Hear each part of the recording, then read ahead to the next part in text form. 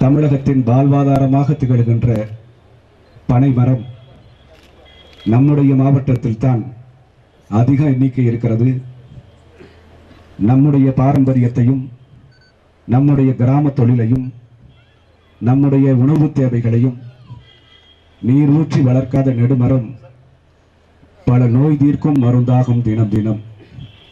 இப்படி நீர் ஊற்றி வளர்க்காத நெடுமரம் நம் நோய் தீர்க்கும் மருந்து உணவாக காலம் காலமாக பயன்பட்டு வந்தது. இன்று நவீனம் என்கின்ற பெயரிலும் நாகரிகம் என்கின்ற பெயரிலும் நம்முடைய உணவுப் பொருட்கள் நம் கையை விட்டு எங்கோ போய்விட்டது. அந்த பாரம்பரிய உணவை பாதுகாக்க இதோ தூத்துக்குடி மாவட்டத்திலிருந்து துவங்குகின்றோம் பனையுணவு திருவிழா. சிறப்பான முறையிலே வருகை தந்து பனையுணவு திருவிழாவையும் துவக்கி வைத்து நம்முடைய விழா மேடையிலும் குத்துவிளக்கேற்றி துவக்கி இருக்கிறார்கள். அவர்களுக்கு நம்முடைய விழா குழுவின் சார்பாக மனமார்ந்த நன்றியை தெரிவித்துக் கொள்கின்றோம்.